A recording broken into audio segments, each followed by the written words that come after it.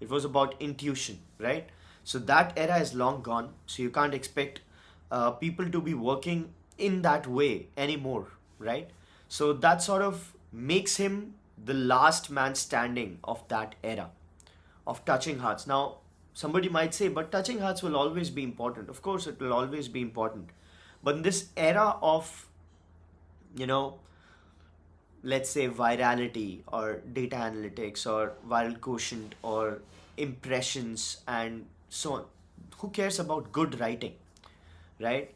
Good writing or impact oriented messaging or an emotional message driven ad, that's very very rare, that's become very rare.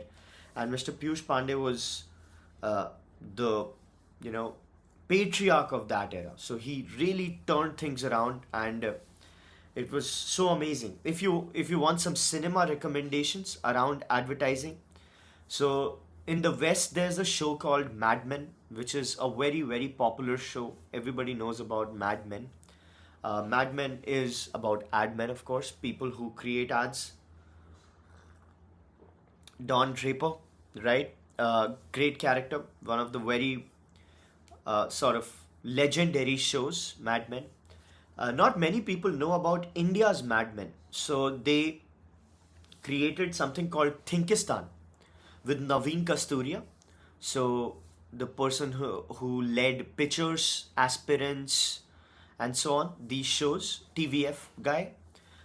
So Mr. Naveen Kasturia is extremely talented. He's very, very, he's just next level. So he's great, right? And he's a true artist. So he's not a viral TV, like an internet guy. He's actually a very dedicated artist. So he starred in a movie called Suleimani Kida, which is one of my most favorite indie movies in India, from India. So it's a masterpiece. It's a thorough masterpiece. That movie was made in just 16 lakh rupees, and he just led that movie. It's beautiful. So you won't be able to watch that movie unless you download it from a torrent, because it's not available on internet anymore. So that movie's just disappeared, right? No OTT, no, nobody has that movie anymore.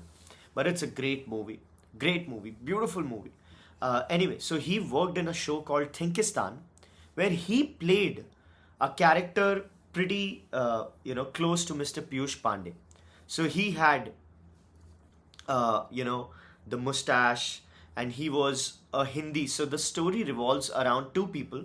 One is a South Indian guy who's an English speaking, Western educated, right, guy who enters advertising. And there's this person from Indore, a small town Hindi speaking guy, who have a clash of the worlds, right? So this Hindi speaking guy is at the cusp of advertising, the 90s advertising, where things are changing, right? Where things are going out of the hands of these English speaking folks, and things are going mainstream, right? So that's a very beautiful show, and you would love to watch it. It was created by MX Player, and then Amazon took MS Player on, so it might just be on Amazon, I guess. There's a comment by Mr. Raju Kumar. He says, "Gotta admit, Cred advertising had some art value, especially the one with Rahul Dravid and Venkatesh Prasad." So then there's a comment called by Mr. Abhishek Sharma. Inkar is also a good Bollywood movie about an ad agency. Inkar. Well, that's a good recommendation. I have not watched Inkar. Sorry about that, Mr. Sharma. Let me check about Inkar. One second. Inkar movie. Oh, it's not an old movie. 2013. It's about Posh, right? It's about sexual harassment. I heard about this movie, Chitrangada Singh and Arjun Rampal. Yeah, so I didn't watch this movie. It was about Posh, I think. That's what the headline said. But anyway, I'll read this. I'll respond to this comment by Mr. Raju Kumar. Now the cred ads, that's not. I mean, of course, it's all perceptive, subjective. That's not art value. I mean, cred ads and the whole Mr. Tanmay Bhatt's school of thought of ads is bring something from the past, a very, very big figure, make him say something very wacky, right? And which has nothing to do with the product. It might or might not have anything, it does not have anything to do with the product. And just say something viral, right? Get somebody, let's say you get Mr. Rahul Dravid, he's known for an image, making say something outrageous and put it out. That has nothing to do with the product, that has nothing to do with the company. It has just that viral element to it. So it's not art value, in my opinion. It's shock value, because what you're getting is that you're getting people from the past and you're making them do outrageous things like circus monkeys, and you are creating shock value. So shock value. Bappi Lady ad, Mr. Bappi Lady, rest in peace. Then that ad they created of Mr. Rahul Dravid, of course. Indra Nagar ka gunda hu main. It's funny. It has nothing to do with what cred does, right? It has, obviously nobody knows what cred does. It's another case. But point is that those ads are not art value ads. So if you go and watch Daag Achhe Hain, okay, so there's a film by Ogilvy, I guess. They make Daag Achhe Hain. Daag Achhe Hain is about a kid distributing samosas. You'll watch that film and you'll start crying, right? It was just next level. Then there is, Men Will Be Men, again an Ogilvy campaign. Now, Men Will Be Men is a funny brand related campaign, right? That it has, you obviously can't advertise alcohol, but it's a lifestyle ad which is very incredible, right? Then there's Hari Sadhu. There's this Naukri.com ad. If you look at Naukri.com's ad, Hari Sadhu, where he says Hari Sadhu, and he's talking about H for, and then he starts using arrogant and rascal and so on and so forth for his boss because he's quitting. So it's Naukri.com that you can say F you to your boss, right? Because you have a better job in play. Now that's ad art value. That's also shock value, but that's also art value, right?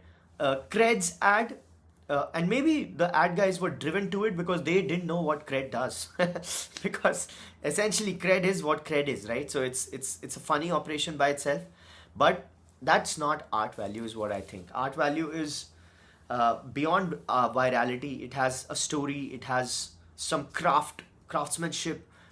That. So anyway, Thinkistan was a very very good retelling of the whole. So it traces the history of Indian advertising. It has two seasons where they began from the 90s and then they grow, then in the 2000s and so on and so forth. Uh, Mr. Tushar Tiwari has a very good comment. He says, I didn't even remember what Cred's ads were until you repeated, but I know Hamara Bajaj. And that's so right. That's so right. Shock value, the problem with shock value is that it comes and goes.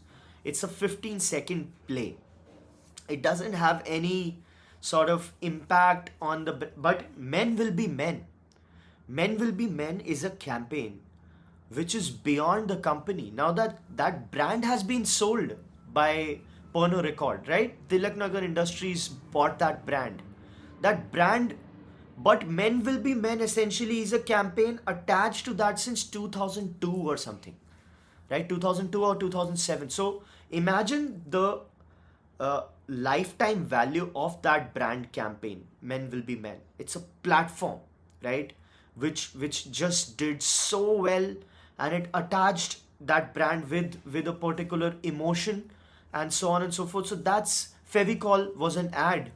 It was just extraordinary when two people, and Thinkistan covered them very well. So rest in peace, Mr. Pandey. You did so well, and you have such a nice legacy. Uh, you know, Life well lived, I guess. Beautiful life. I didn't know much about Mr. Piyush Pandey, to be honest. I knew that he created some great campaigns, and I'm a keen follower and admirer of good ads. I look at them as cinema. As a movie buff, I think they are cinema, right? Good ads, like a 2-minute film or a 1-minute film or a 30-second film, right? So they are ads. So whenever I'm looking at these biographies of people, I'm always looking at how they approached advertising, right? So Havells, in the Havells book, Mr. Anil Rai Gupta writes about how Havells created their own ad campaigns, right? So Havells came out with Mere Fans Hamesha Rahenge, and with Mr. Rajesh Khanna. So he created a campaign where Mr. Rajesh Khanna, who was obviously He was a big star, but at the time his stardom had sort of, for the lack of a better word, shrunk, right? So the ad campaign was "मेरे fans हमेशा मेरे सामने रहेंगे," and then you zoom out and it was Havel's fans who were throwing wind on his face, right? So that's art value, and they obviously didn't air that ad after Mr. Khanna died. So uh, a lot of class advertising is a lot of class, which I fail to find in Cred's ad campaigns. I just find them gimmicky, and but they got the point across. At one point, I wrote in a very viral article, which got like 2 million views. It's my most viral article, where I wrote about Cred, and I said Cred's ads are more useful than the product, which I think is true. Cred's product is not as useful as its ads. At least they make you laugh, right, for a while. Anyway, so that was a tribute to Mr. Piyush Pandey. Rest in peace, sir. Well done, very well done. A lot of tributes pouring in.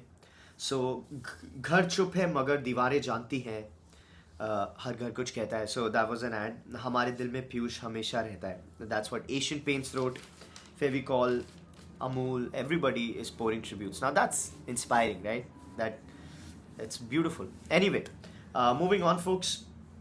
AI writes the next ad. So AI is people are talking about AI getting into the world of filmmaking. There's a lot of chatter about AI and filmmaking. Uh, the counter news, which nobody will tell you, is that Lionsgate tried AI for a year and a half, and they spent a lot of money on AI, but they came out with the result that we can't use this thing because it sucks. It's unusable and it doesn't work, right? However, Lionsgate makes movies. Making movies is hard. AI is probably working for creating shit content, which is like the micro, bite-sized reel or a micro drama kind of a setting, right? There's a comment by Mr. Raju Kumar, which is very important. You did not mention Nirma ad, washing powder Nirma, action ka school time. So I did not know if Mr. Pandey created washing powder Nirma, but washing powder Nirma is of course an extraordinary ad, right? It's just, and that ad, that era of 80s and 90s, they tried to make films because that was not an era of virality, that was not an era of impressions, that was not an era of shock value. I mean, of course, shock value is not a new concept, it existed then, but people had to have some substance in order to stay, because that was what attention spans were longer and so on. So washing powder Nirma has, by the way, my band, my my band, if you go Nishant washing powder Nirma, you'll find out I played a rock version of washing powder Nirma, and I used to perform a rock version of washing powder Nirma whenever my band used to do a sound check or something. So that used to be our thing, washing powder Nirma rock version. We got very, in Facebook years ago. The video went viral. It was amazing. And action ka school time, yeah, great stuff. So using AI, these people are creating new kind of cinema, short movies, these reels, the short form content, micro drama. Mr. Abhishek Sharma writes, using AI, Jio has released Mahabharat, Ek Dharm Yudh, AI powered Mahabharat encompassing 100 episodes. Yeah, this is exactly what I was coming to. So they're basically reaching out. They're saying that something that costed 250 crores doesn't cost as much. So you can, using AI, enhance your production by leaps and bounds, and you can create. So it's not AI created, it's AI aided, you can say. So a lot of visual effects, a lot of VFX, a lot of sort of post production or pre production work, or even they have created a show where they basically have an AI character playing the lead. So what they do is they don't want to be dependent on a star power, whatever the reason is. So they basically put a plaster on AI. So whoever is working, their face is transmorphed into an AI identity, and that sort of works very well for these guys. So cinema is clearly changing, but at the same time, for making real working with AI, it's not as simple, because what Scott Adams sir said recently was that what is cinema? Cinema is about iteration. That is art, right? Art is all about iteration. Art is all about repeating a process time and again and making new things, right? And changing how it goes. But when you're trying to work with AI, changing takes a lot of time. So you're creating a video using Sora or anything, right? Now that video takes you write a prompt, whatever you write, and then it comes out with something, and then you want to change it. You don't know how much time it takes. It takes hours, it takes minutes, it takes how long, and then you guys like, and this is what you're gonna do for 1 hour. So that basically kills it, and also the kind of stuff it creates. So the problem with again AI and art generated using AI is that AI works on the principle of regression, right? So basically reversion towards the mean. So that's because of this, something new, creating something new becomes very it doesn't do it. It doesn't do it. The same is the case with music. The same is the case with whatever they're creating. But anyway, at this moment, AI makes large scale productions faster and cheaper, bridges gap between studio and independent creators. So it can help cut costs for producers, that's for sure. So wherever they were making a new set or something of that sort, it could be done, at a much cheaper cost. But the jury is out on where it goes. The situation is also when you make the product so easy to make, does it still have value? Is the question. So I'll say it again. When you make the product so easy to make, does it still have value? Because if you're making art or if you're making something, right? Now everybody could make a song, and all sorts of songs start coming in, all sorts of content pieces start coming. Don't you get sort of uh, desensitized to the craft itself, right? AI generated videos. So this is viewers of Thinkers Frequency would remember. This is analogous to what we discussed when it came to AI porn or something of that sort, right? So people started fearing that deepfakes will be a big problem, right? Because people were morphing people's images into nude pictures and so on and so forth, and those tools were really going viral, and there was no way to stop these people. And then the counter view emerged that if you let it happen, it would lose its value. Right now it's a pretty big scandal. Right now it's very scandalizing. Right now it's very hurtful. But if you let it spread out and you can't stop it, so if you just take time, right, it would mean nothing because people would have seen this too much, right? So AI led content has that problem where it might just get very old very quickly.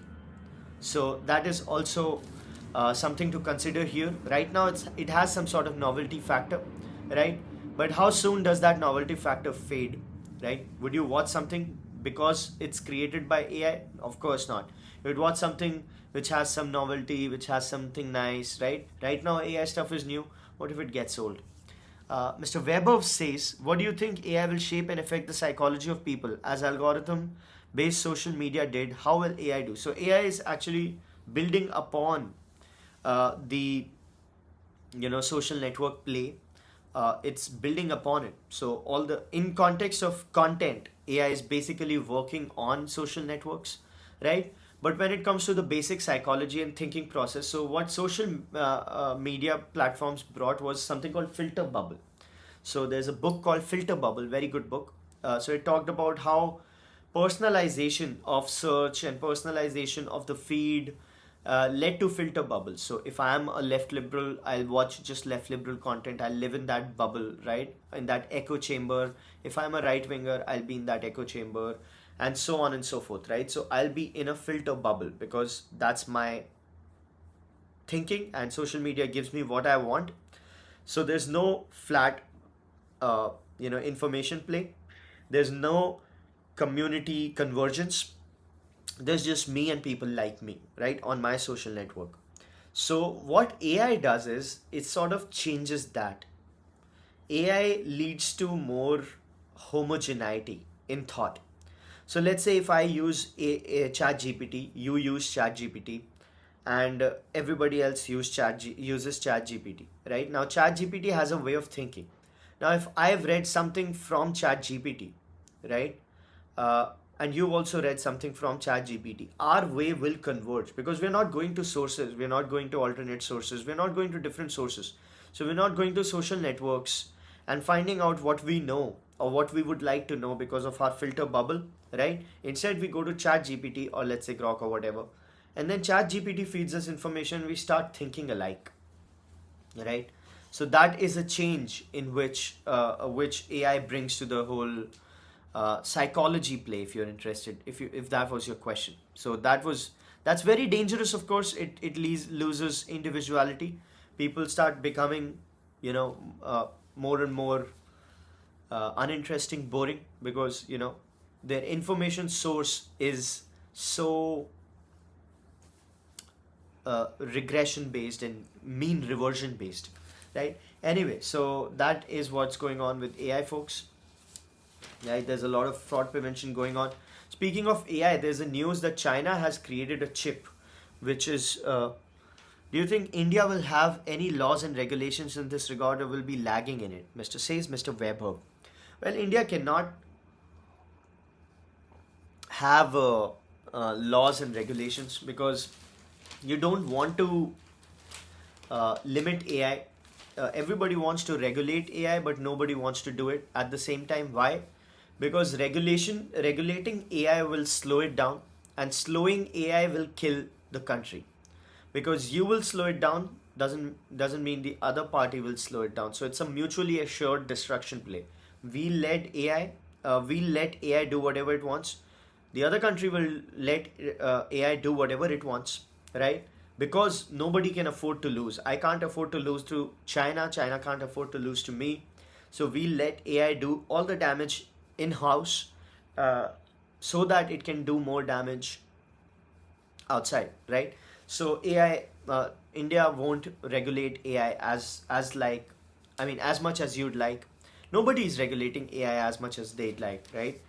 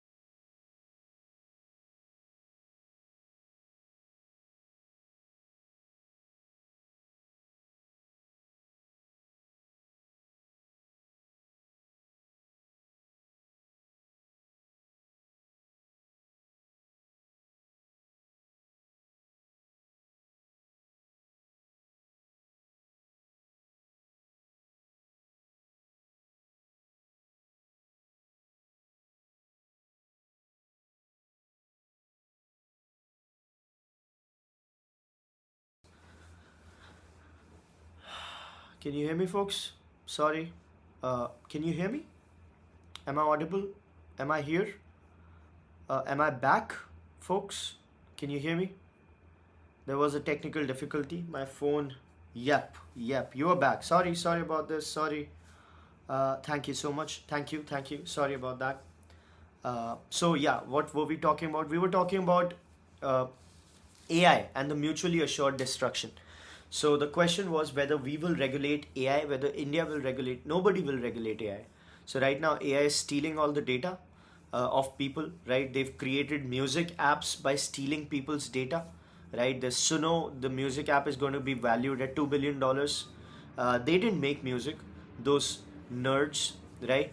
Those bunch of boring pieces of shit, they didn't make any music. So they actually trained their app on the existing music, which was an IP of somebody else, right? Somebody else made that music.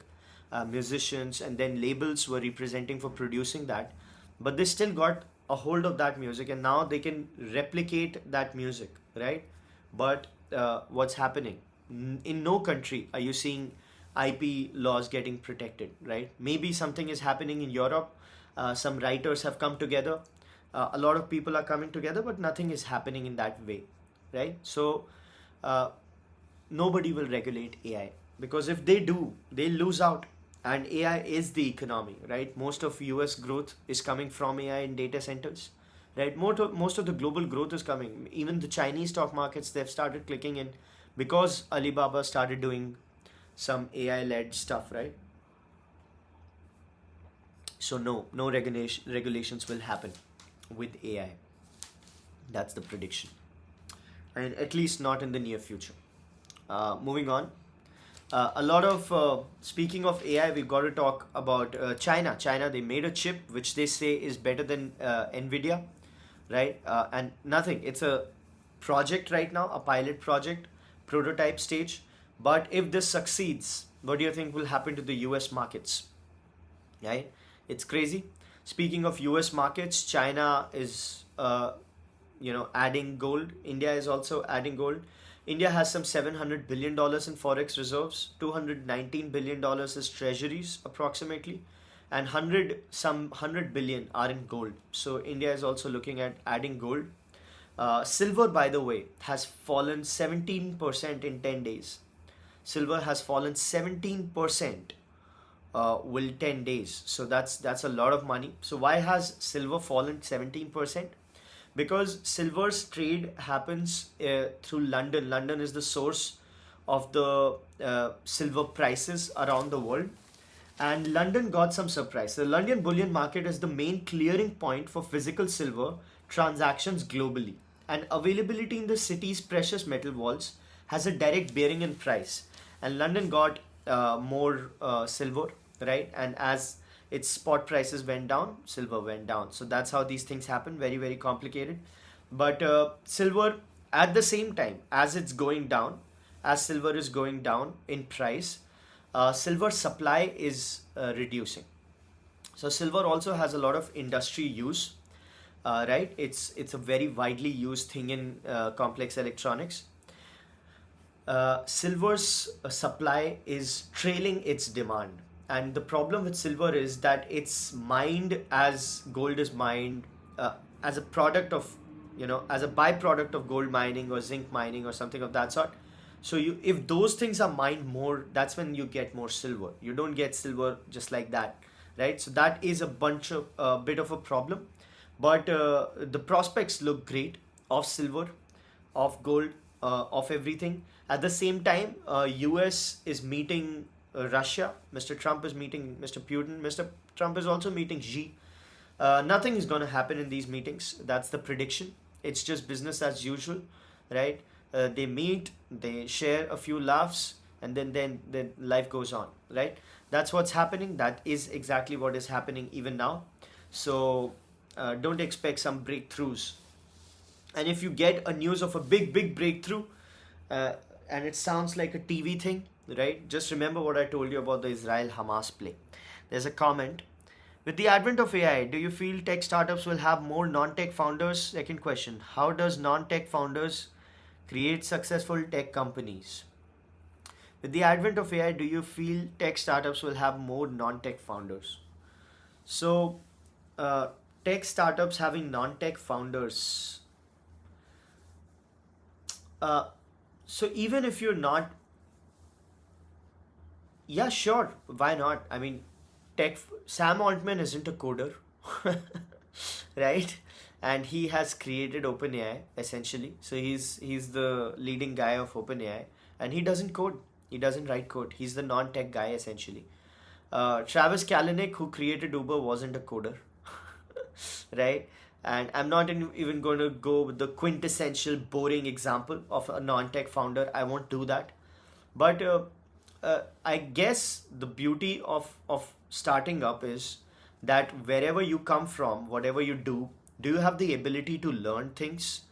And do you have the ability to bring people who can do a good job in that domain? So if you can learn and understand tech, even if you're a non-tech person, then you become a tech founder, right? Essentially. So you can learn tech. You don't have to be a star coder yourself, but if you understand the philosophy of it, the fundamentals of it, the implementation of it, the challenges of it, and then you can have good people, convince good people, then of course it becomes. So I don't think anything changes with AI with that, right? Maybe it helps you create a better prototype or a proof of concept in the first few days, right? AI, but the core of it is always getting people who are deep experts in that domain and who want to be deep experts in that domain, and you should also be wanting to be a deep expert in that domain. And the second question was, how do non-tech founders create successful tech companies? That's what I talked about.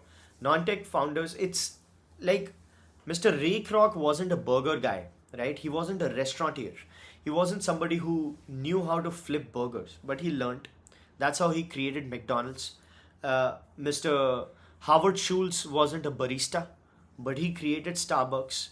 Uh, and so on, right? So, yes, Mr. Musk says that if you're leading an engineering company, right, you should be an engineer yourself, you should be a techie if you're leading a tech company, and that makes sense, but he means it in an understanding way.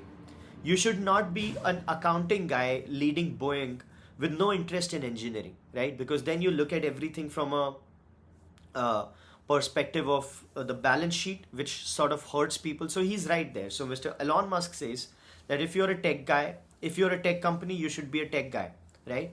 What that means is that you should have an understanding, a deep understanding, and a deep interest in how everything works at a very granular level, right? He said you don't have to be a star tech, you don't have to be the best in that domain, but you have to have an understanding about things so that you can actually help people when they have a problem, right?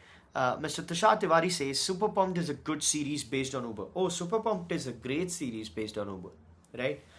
We Crashed is a great series based on WeWork. And what was the last one? Dropout is a great series based on Theranos. These three series that have come out, they are extraordinary. They are just very, very good. And if you want to know another one, there's a series called Billion Dollar Code. It's just brilliant. It's beautiful, right? Very, very good. It's a German show, so but you'd love it. So there's also a show on Spotify. The playlist, it's a piece of shit. It's a piece of shit. But anyway, uh, that's geopolitics for you, right? With a little diversion on uh, the whole AI and startups play. Japan is scrambling jets because of Russian problems. So Russia has said to have an incursion in Japanese water, but Russia says it's just neutral waters. We were doing some patrolling exercises and so on and so forth. Japan is scrambling its jets. Japan is no longer a pacifist country as it used to, so it also is dealing a lot with India. We've talked about this. At the same time, the conflict is just, it's not going anywhere, right? India says that we are very close to filing a deal with the US, but we don't work with a gun on our head or deadlines. That's what Mr. Piyush Goyal said. That was a pretty badass statement, absolutely savage. He said, if we have a tariff, we have a tariff, right? So we deal with that tariff by creating more domestic demand, by finding alternate markets. We don't try to find that tariff and work around it by accepting bad norms or bad deals, right? So that was pretty impressive what Mr. Goyal said. That was amazing, very, very nice, right? So that's what's happening with a lot in the geopolitical play. Moving on.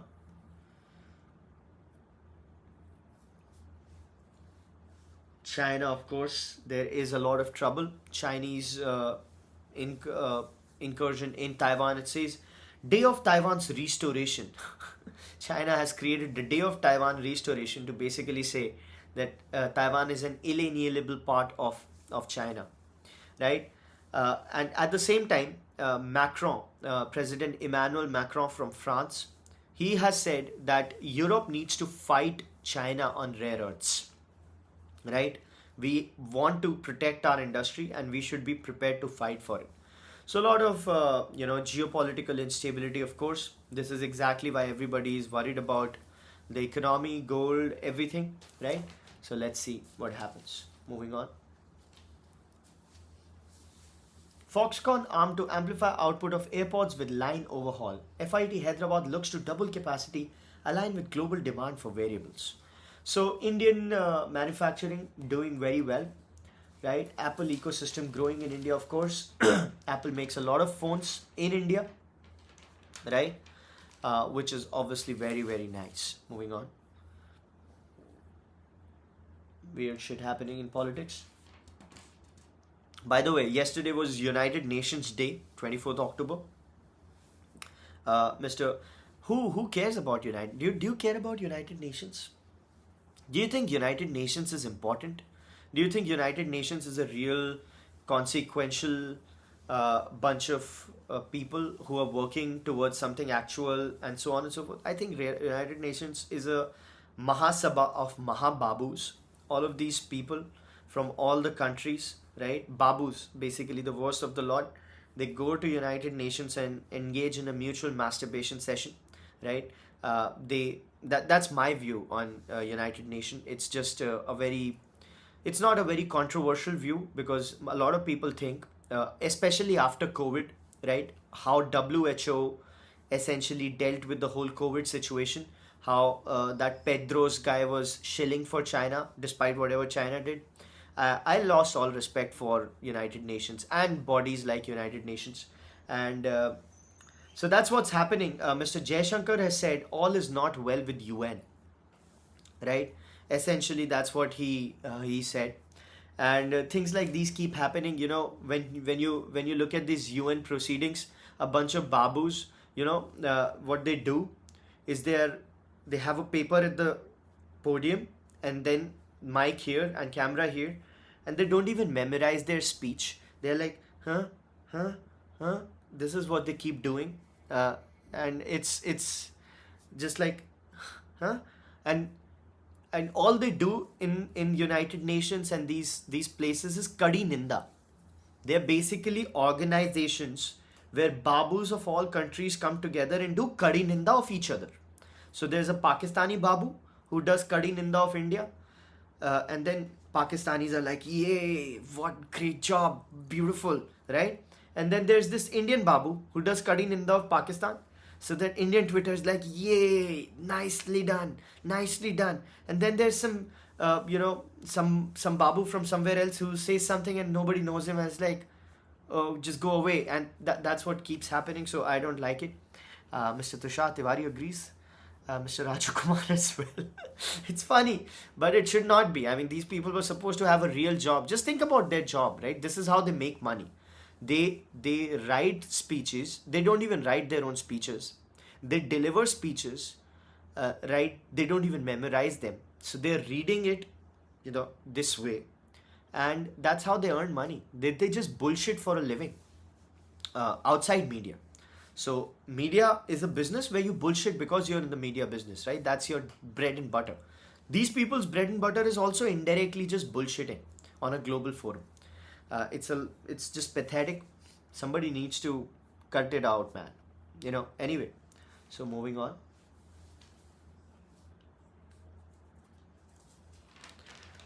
Just imagine the UN play where Venezuela. Do you know about Venezuela? So Venezuela has become a very big drug cartel kind of an operation, and US is essentially blowing up the boats of Venezuela. But still, Venezuela is like sending boats to US, even though US is literally on camera blowing them and releasing those videos. There's a boat and there's a bomb and then it goes up in flames and then US releases that video. Despite those videos coming out, Venezuelan cartels are essentially still ferrying those drug fueled boats to US. Now, here's what I think. What must Venezuela be saying? Venezuela drug cartels must be saying to the guy who's supposed to drive that boat. Have you? Do you think about that? What must be that conversation? That hey, you have to drive that boat. And it's like, I have to drive that boat. Okay. How many boats did we send to US lately? Oh, we sent 10 boats. How many did reach US? Well, not really. None of them have actually reached. So why am I doing this? Well, I mean, your gang skills are not that green, I mean, you're not much of a violence guy. Your human trafficking skills also could be better. So you will have to be an Uber driver for this boat, and your life expectancy is about 45 minutes. Right? Just imagine how that conversation must be playing out, where this drug cartels force this guy to drive an drive a boat to US, knowing that he'll die. It's just funny, don't you think? Anyway, moving on. India's third party logistics market is growing. $36 billion, dollars, right? A lot of e commerce and stuff like that. Delhi has a 25% share. So, market is 2024, it was 21 billion, 2025, 36 billion. So, huge. Leading companies Delivery, Blue Dart, Safe Express, Mahindra Logistics, All Cargo, and so on. So, the industry, this particular industry, the logistics industry is obviously kicking it. By the way, ITC's numbers came out. ITC did very well. 74% in net profit jump, right? Growth. That's awesome. Uh, Porsche CEO is going out last quarter. Porsche is really in the toilet, the company. So the new CEO is coming in line, and let's see what he'll be able to do. It's a very difficult ride for Porsche. It's losing a lot of money. So I'll tell you how much money it lost. It lost about $713 million in operating loss on this quarter. So it was not a good quarter for Porsche. Right? Let's see what happens with that. Car companies across the globe, especially the European and American companies, are in the toilet, and you know why they're in toilet, right? Why they're in the toilet? You know why American and European companies are struggling? Uh, can you give me an answer, folks? The viewers of Thinkers Frequency, you know it. We've talked about this. We've talked about this enough, right?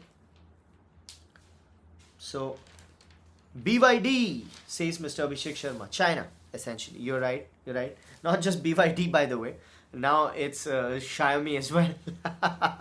So it's not just BYD who's screwing these guys. It's also uh, Mr. Tushar Tiwari says McKinsey guys advised to outsource. Yeah, they're dead, man. These people are dead underwater. All of these people, they really don't have any chance of surviving. They're gone. They will be sold to Chinese companies, right? At like a fire sale kind of a thing. That's their future, essentially. China is coming for them. Anyway, so that's what's going. There's a report saying Airtel and Jio will double returns by 2028. Double returns. So we talked about Bharti Group growing 24.8% last year, right? 24.8% is very, very significant growth for a group like Bharti, because it's a very, very big group, right? Bharti has a huge market cap. How much is Bharti's market cap? One second. Bharti market cap in USD. $138 billion. Bharti Airtel's market cap approximately $140 billion. $140 billion. And Jio is going to go public at a $150 billion. And they say that their returns will get doubled by 2028. 2028. So they say that Airtel and Jio, these people have invested a lot, right? And now the capex time is gone, and now is when they'll generate a lot of free cash flow. Now is when they'll start collecting cash as the tariffs rise, and with tariff rise, there's a possibility of generous dividend payouts with Bharti and Jio, of course. So when you say double by 2028, 2028 is basically just 3 years away, right? 26, 27, 28. If you're doubling in 3 years, that means you'll have to grow by about 30% every year, right? Yeah, 130, then you got to grow again 30 to that, 160. Yeah, so basically they're saying that Airtel and Jio will essentially be growing 30% per year for the next 3 years straight. Is it possible? Yes, absolutely. It doesn't sound bad at all. they can grow. Third is it's a bit steep, of course. It's a bit steep, but definitely by 2030, you can expect, you know, so to have some sort of great numbers. Are expected to need nearly double their returns on capital by 2028. So that's what's happening. Interesting play. Return on capital. Artificial rain to happen on October 29. IIT Kanpur, Delhi government doing it. The cost, can you guess the cost of artificial rain? So it turns out it's 4 lakh per square kilometer. 4 lakh per square kilometer. So Delhi's area is about 1,500 kilometers. So if you wanted to do 1,500 kilometers and 4 lakh rupee per kilometer, so 100 kilometers will be 4 crores, 1,000 kilometers would be 40 crores, right? So you could have a rain in the entire Delhi for like about 50 crores. One rain. How does that sound for clearing India's pollution problem? For the entire Delhi, you could have a rain in Delhi, according to this calculation, at 4 lakh rupee per square kilometer. But you know the problem with this calculation is that it assumes linear growth with the scalability of the effort, which is never the case, right? As area increases, the cost also increases. So this is where elementary math people get picked up. But Mr. Abhishek Sharma says, but there's also SATCOM threat. No, SATCOM isn't a threat, right, for the telcos, Mr. Sharma. That's what we discussed. So they've hedged that risk. They are themselves in the SATCOM play. Oh, so you mean return on capital could be hurt because their core business will get hurt. So even if they get SATCOM, it won't make as much money, and thus it'll. Oh, that's an interesting play. That's an interesting play. Yeah. That sounds smart. But you know what? They have a regulatory bottleneck with SATCOM. So they've capped the number of people that can actually get SATCOM. But yeah, the businesses, they can get SATCOM, right? And it could be a problem. But they're trying to cap the SATCOM play. And whatever businesses start using SATCOM, so businesses are not, so in a very small proximity of area, if they implement, that's what they're trying to get on themselves. So they're reasonably hedged. But yeah, it might hurt something. But you know what you've got to realize is that India has lowest tariffs. So there's a lot of room to grow for the telco play in general, right? Because they've done a lot of capex in the last 15 years. So now's the time to mint money. So the room to grow is extraordinary when it comes to the whole thing, right? Moving on, folks. We've talked about India, US. October business activity eases to a 5-month low. Services slow down. Why do you think services slow down and product and so the PMI index is basically 59.5, peaked up to 65, 64, 65, right now 59.5. Why do you think it went down in October, folks? Can you imagine? It's a very simple question. Not many people would understand it, but still it's very simple because we've talked about this, views of thinkers frequency. Why do you think the PMI business activity came down in October for a 5-month low? Flash PMI at 59.5, manufacturing edges, GST cut, and so on and so forth, right? 57.7 in September, 59.9 in October. Why do you think that happened? Well, obviously, because heated up months, October is the festive month, right? Manufacturing, services, everything. That was the pre-production before Diwali. Correct, Mr. Weber?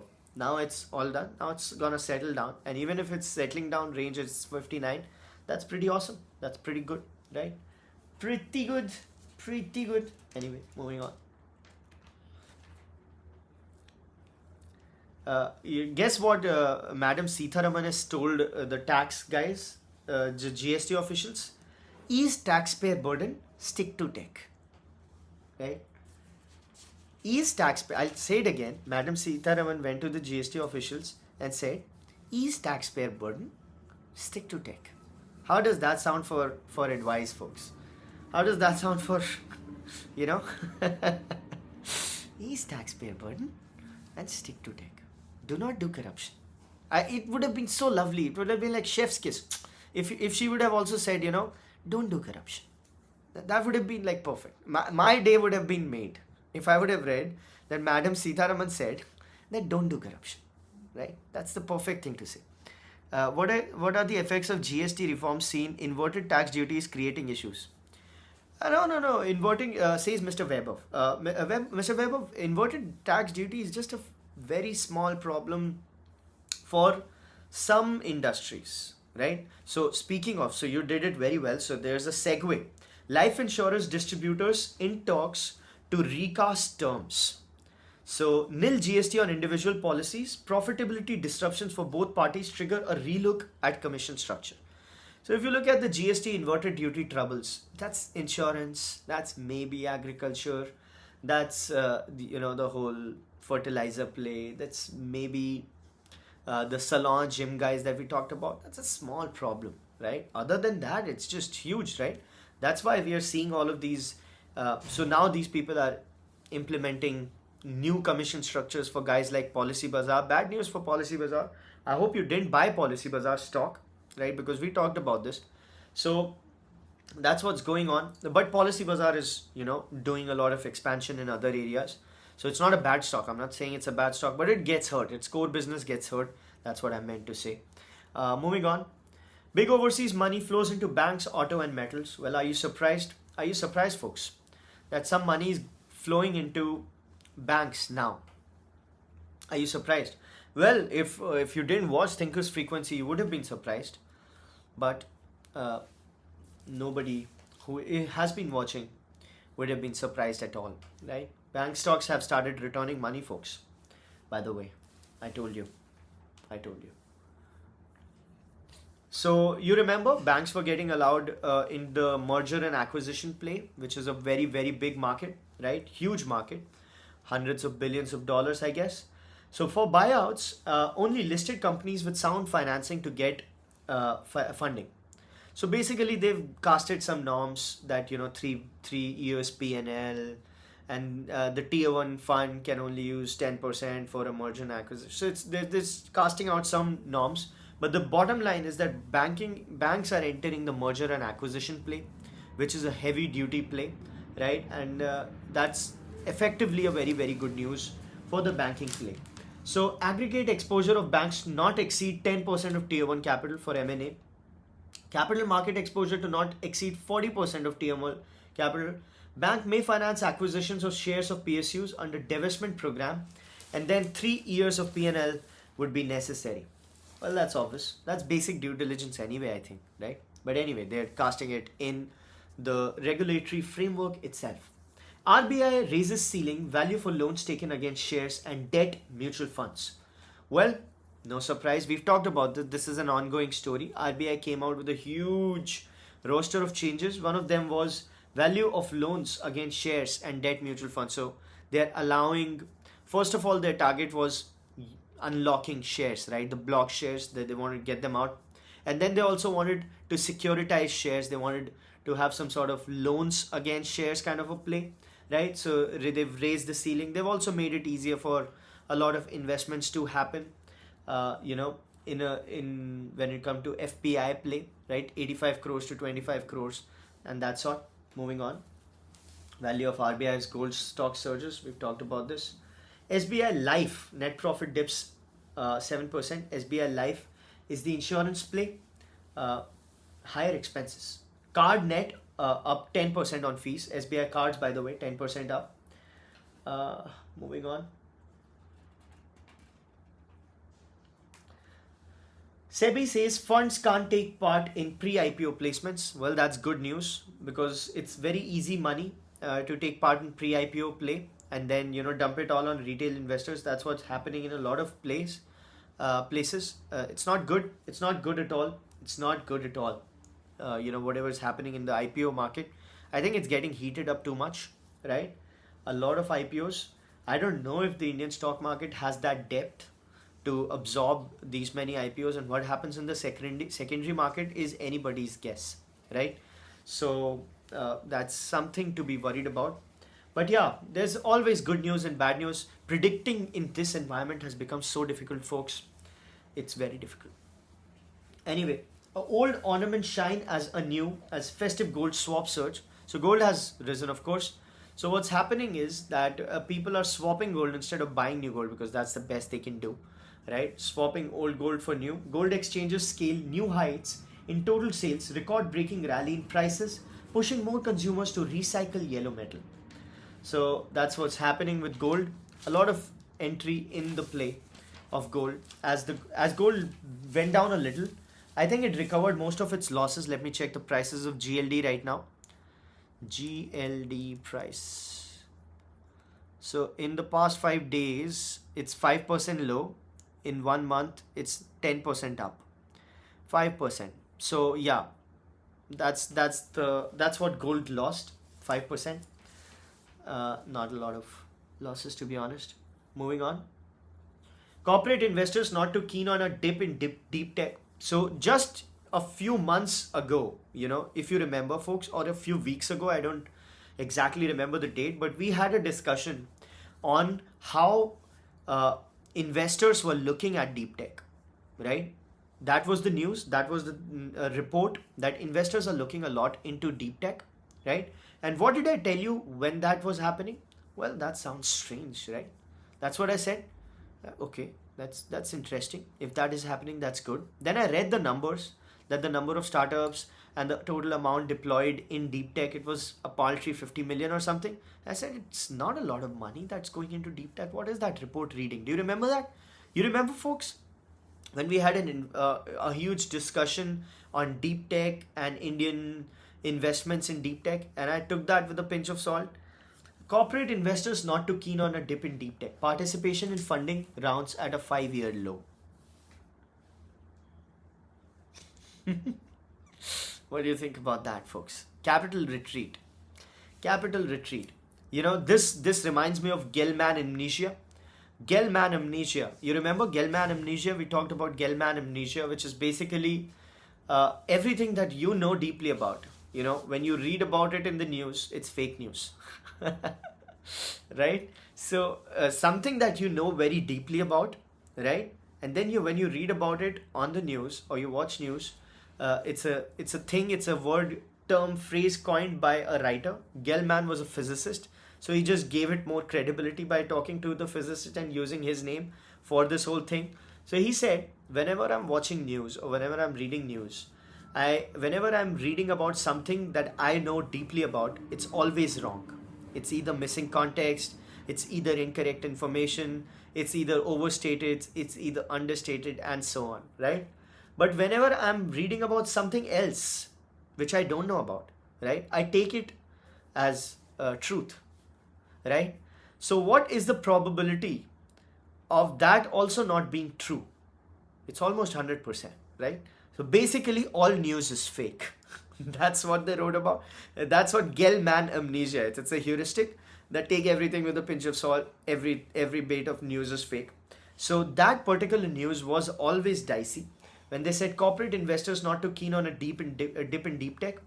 Now this particular thing aligns more with my reading of the situation.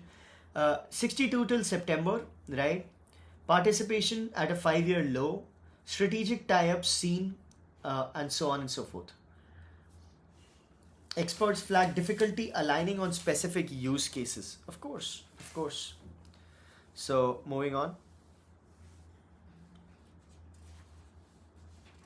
Well, Dr. Reddy's is going to make semaglutide generic, right? 2026, when Novo Nordisk's patent expires. That's when Dr. Reddy's gonna get into that play.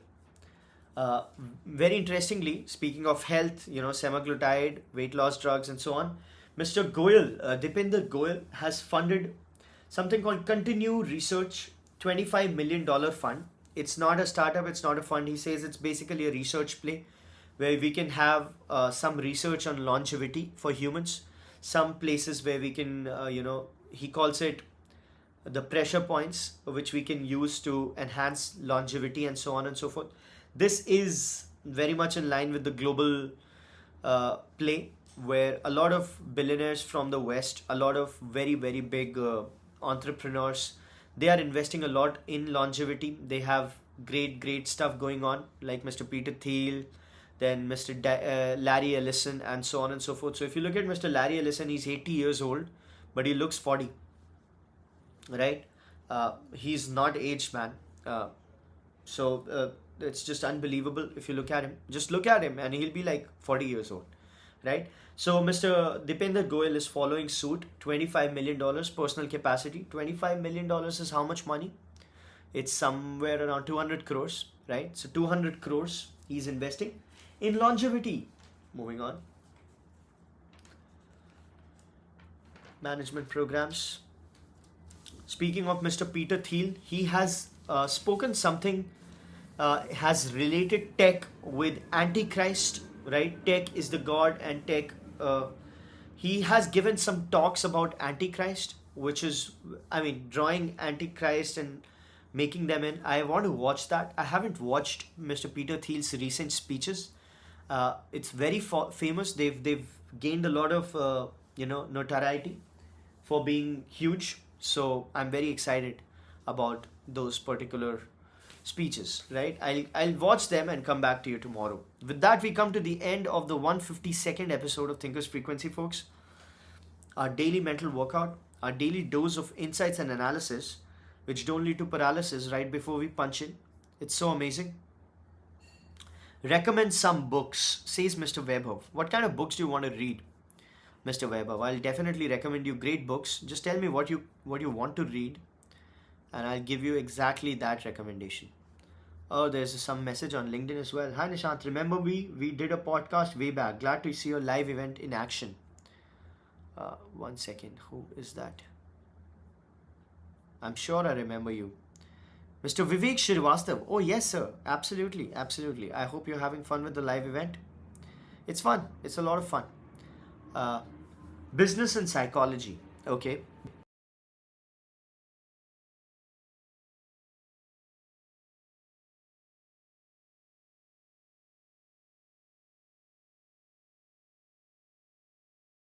So now I'm a pro, I'm back, right? I'm back. I'm back in a jiffy. I think I'm back, right? Folks, let me know.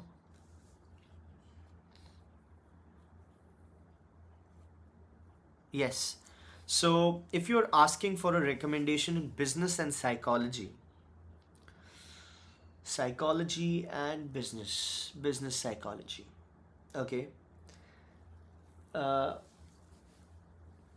Business and psychology is a pretty broad domain, to be honest. It's very broad. So I have a lot of books that are coming to my mind when it comes to business and psychology, right? So you'll have to be a little more specific. Tell me something very specific, and I'll give you a book exactly in that area, because that's one specific to India. Okay, that's narrow it down. So psychology of business when it comes to India. That's what you mean? The way businesses operate in India? Is that what you're saying? Something related to that?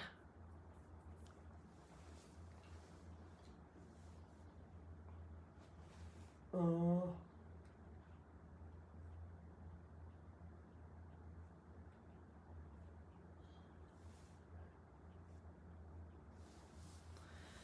so I'll tell you to read something called Bhujia Barons. Bhujia Barons is the biography of Haldirams, and it's just an extraordinary book, and it's also a very fun read. It's gonna make you laugh, and you're gonna learn a lot, and it tells you about how business happens in India, right?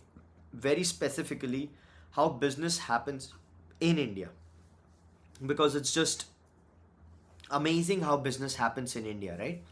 And also, since you very well specified how businesses and psychology of business works in India, I'd recommend you to read a book which is a collection of stories.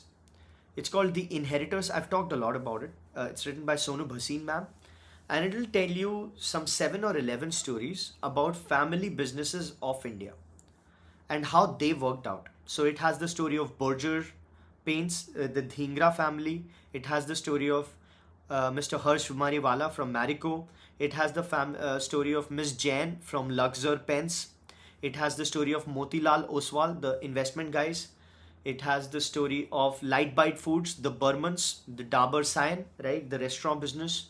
It has the story of Cyril Amangar Das, the lawyers.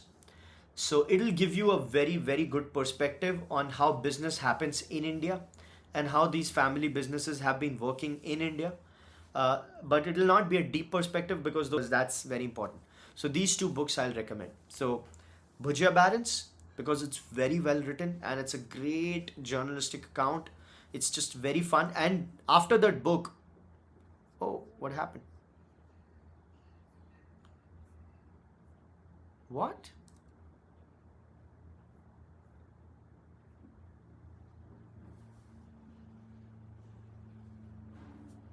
Okay. I don't know, technical difficulties today, even though we solved them very, very quickly. But yeah, Inheritors and Bhujia Barons, Mr. Weber. I hope you love them.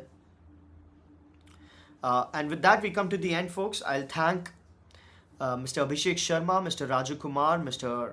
Sumant Kumar, Mr. Vaibhav Manocha, Mr. Tushar Tiwari, Mr. Class Apart, right, Mr. Manju Madhabal, and everybody else who joined. I hope you had fun. I had a lot of fun. I hope it added value to you. It definitely added a lot of value to me.